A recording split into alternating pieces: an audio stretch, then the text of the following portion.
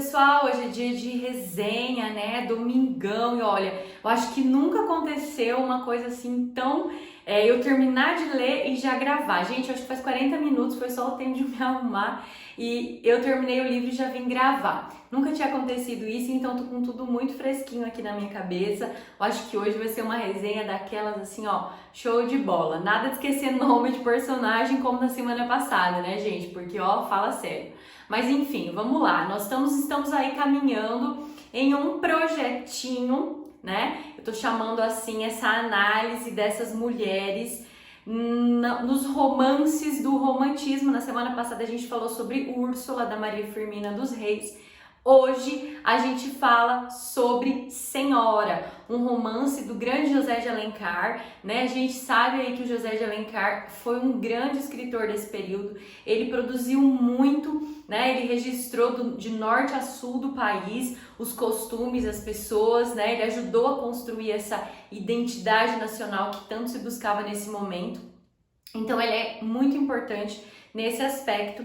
E aí dentro dessa grande produção a gente teve também a produção de romances urbanos, que é o caso da Úrsula, da Senhora. E aí por que é um romance urbano? Porque ele representa, ele retrata aqui, ele faz um recorte de um momento da vida na cidade, né? Então a gente vai ter o quê? A gente vai ter aqui um romance, uma história de amor da Aurélia, não esqueci, e do Fernando Seixas, conhecido mais como Seixas mesmo, tá, gente? Então eu quero começar antes do amor dos dois para dizer que a Aurélia, ela tá inserida num contexto de homens que não são lá homens muito fortes, né? Por quê? Porque a mãe dela se casou com um homem, eles eram muito apaixonados, se casou com um homem que era muito rico, mas que tinha muito medo do pai. Então ele se casou, teve filhos, sustentou a família por muitos anos, mas ele não viveu com a família porque o pai mandou ele voltar para a fazenda no interior e ele nem contou que ele era casado. Ele ficou lá se esquivando dos casamentos que o pai arranjava, sustentando a família escondido. Só que aí ele morre, né? Ele morre e o pai vai descobrir então essa família, porque ele vai deixar uma carta, vai deixar algum dinheiro que ele economizou para entregar para a esposa e tal, enfim. Ficam a família ali, os três, o filho mais velho, a Aurélia e a mãe. O filho mais velho então vai trabalhar. Só que, gente, ele também é o pamonha, ele não é um cara assim que se desenrola e vai, que percebe que ele é o homem da família agora, ele tem que trabalhar. Não. Ele é meio moloide, assim, sabe? Meio mocorongo, diria o povo lá da minha terra. E aí, gente, ele vai trabalhar, mas a Aurélia vai ajudá-lo com os cálculos, com as somas, com as análises. Então, nesse momento, enquanto o irmão trabalha, a Aurélia vai aprender, ela vai ter uma educação financeira e ela vai se tornar uma mulher bem inteligente nesse aspecto. Só que o irmão também vai morrer. Pronto, vai morrer. E a mãe vai ficar desolada porque agora, além de pobre, órfã de pai, ela também não tem um irmão que poderia ser um apoio, tá? Péssima situação. Então a mãe quer que a Aurélia se case e aí vai ter aquela coisa de ir para as janelas, né? O cortejo, os homens que passavam. Então tem descrições aí bem profundas. As descrições são superficiais, tá? Das pessoas, dos cavalos, das expressões faciais, mas não são profundas em relação ao sentimento, tá, gente? Quero que isso fique bem claro. E então a gente vai ter a Aurélia que vai se apaixonar por um desses cavaleiros, que é o Fernando Seixas. Eles se apaixonam e eles se comprometem com o casamento. Mas vocês se lembram que a Aurélia é pobre? Então tá. O que vai acontecer? O Fernando, ele é como se fosse nos dias de hoje um Mauricinho, sabe? Um bad boy, não sei, alguma definição assim. Um cara que era pobre, mas era da alta sociedade, queria estar no meio e tal. E ele também era pobre, né? Ele também vinha de uma família aí com duas irmãs, que tinham uma poupançazinha lá para os dotes, né? Que inclusive ele gastou tudo, enfim. Era assim, ele era um pobre que queria ser rico, gastou tudo que as irmãs tinham, as irmãs não sabiam. E aí o que acontece? Acontece que o pai da Adelaide vai oferecer um dote para ele. E ele vai romper o casamento com a Aurélia. Então a Aurélia ficou extremamente decepcionada. E ele viu uma oportunidade de pagar, de depositar novamente no banco o dinheiro que ele tinha roubado das irmãs, porque a irmã queria casar. Gente, é uma treta, é uma trama que parece novela mexicana. Tá, vamos lá. Aí, nesse meio tempo, ele vai ter que, porque ele trabalha ele trabalha numa repartição pública, ele é funcionário público, vagabundo nunca vai, tá, gente? Ele sempre falta. Ele teve que fazer uma viagem. Nesse meio tempo que ele vai fazer a viagem, o avô da Aurélia, o avô rico, resolve conhecer a família e quer tornar a Aurélia parte da família, reconhecê-la, né, como naturalizá-la, enfim. Só que ele morre também. Gente, todo mundo morre, no romantismo tem disso, tá? Só que ele morre, mas ele deixa um testamento, então a Aurélia vai ficar riquíssima, riquíssima e sozinha no mundo, porque nesse meio tempo a mãe dela também vai morrer, tá? Então aí a gente vai ter, gente, o momento, o ápice da história, que é a compra do Fernando. A Aurélia vai ficar puta da vida, porque ela foi trocada e ela vai agora pedir qual é o preço dele. Ela vai incumbir um tio de fazer essa compra. Ela vai comprar o Fernando, eles vão se casar e a partir daí a gente vai ter várias e várias e várias e várias páginas de uma troca de humilhações. Ela vai humilhar o Fernando muito, tá? Ele vai se sentir o homem mais sujo da face da terra, porque pra ele, na verdade, assim, ele achou que ele estava casando com a mulher que ele amava e de lambuja ia ter o dinheiro, só que ela vai humilhar e vai dizer, olha, eu te comprei, você é minha posse. Ela vai falar isso na noite de núpcias.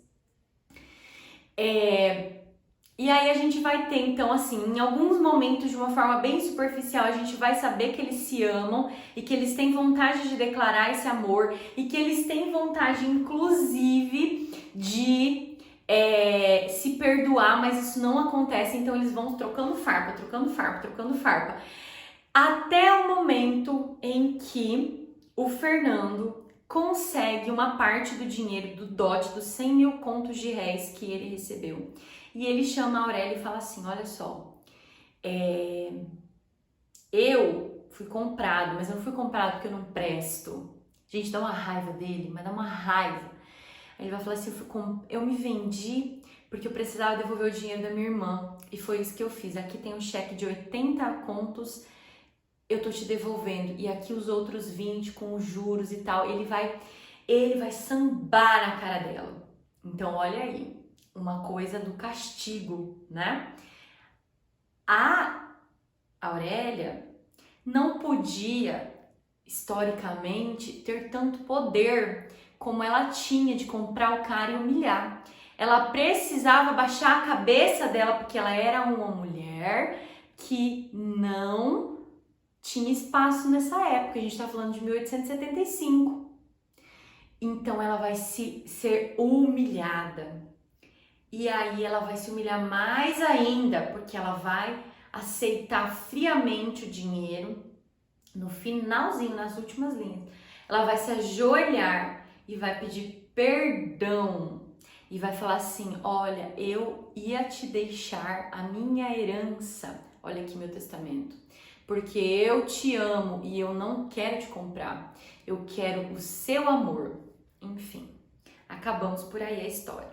Gente, eu fico doida quando eu termino a história assim, porque os autores, eles construíam nessa época, né, lá em 1875, narrativas que também serviam para educar. Então, é como se nesse final, o narrador, ele colocasse a Aurélia no lugar dela. Então, olha, você comprou o cara achando que você era boazona, mas o cara não era tão ruim como você acha. Ele não era um vendido, ele não era um interesseiro, ele tinha um problema familiar. Então, por isso, ele se vendeu, por isso ele vendeu o casamento, não a honra.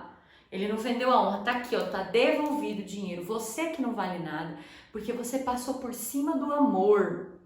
Vocês estão entendendo? Vocês estão acompanhando meu raciocínio? Essa ideia é para colocar a mulher no lugar dela, é para diminuir. E aí, além disso tudo, ela se ajoelha, olha, um ato de submissão, ela se ajoelhou, ele só aceitou o amor dela quando ela se ajoelhou. Então, assim, era uma estratégia da época, né? Não dava pra, por meio dos romances, dar tanta liberdade para as mulheres assim. Talvez eles iam fomentar um movimento aí, né, das mulheres. Mas enfim, tá? Esse é o enredo. E o que eu quero dizer para vocês? A gente não tem nessa história aprofundamento psicológico. A gente tem uma narrativa superficial, tá? Uma narrativa que conta as histórias, conta os fatos. Quando a gente tem alguma tentativa de aprofundar emocionalmente, psicologicamente, as pessoas ali, os sentimentos, é ruim de ler, né? Não tem tanta fluidez, tá? Então eu quero dizer assim, ó, eu sei que pode ser polêmico o que eu tô dizendo, mas eu acho que eu devo isso a vocês para uma análise mais profunda, que foi o que a gente se propôs a fazer nesse projeto. Então, assim, a gente comparando, né? Comparando a Úrsula, tá bem aqui, ó, gente. Comparando Úrsula, comparando a Aurélia, a gente tem figuras femininas diferentes. A Aurélia tem menos profundidade, a Aurélia tem menos coragem de julgar, né? Ela é mais submissa do que a Úrsula, tá? Além disso, a gente vai ter em Úrsula uma grande sacada aí, um grande ganho na literatura, que é a personagem negra com um papel realmente existente. Aqui as personagens negras não são nem mencionadas, tá? A gente nem tem a existência delas, é como se eles nem fizessem parte da nossa sociedade.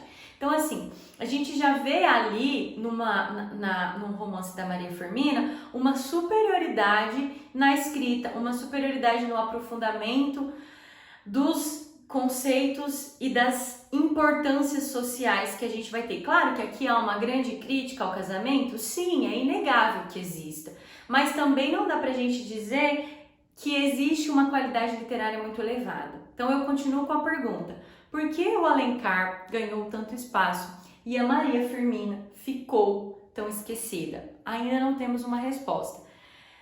O próximo vídeo, que não vai ser na sequência, porque semana que vem a gente tem o desafio, mas que virá depois do desafio, é um livro do Machado de Assis, escrito também nesse momento, um ano depois do romance do Alencar, e a gente vai conversar então sobre ele. Gente, eu espero que vocês tenham gostado dessa resenha, espero que vocês pensem comigo sobre isso, me acompanhem nos próximos vídeos pra gente tentar responder esse questionamento. Uma ótima semana pra vocês, beijo grande, e a gente se encontra no próximo vídeo resenha. Até mais, pessoal!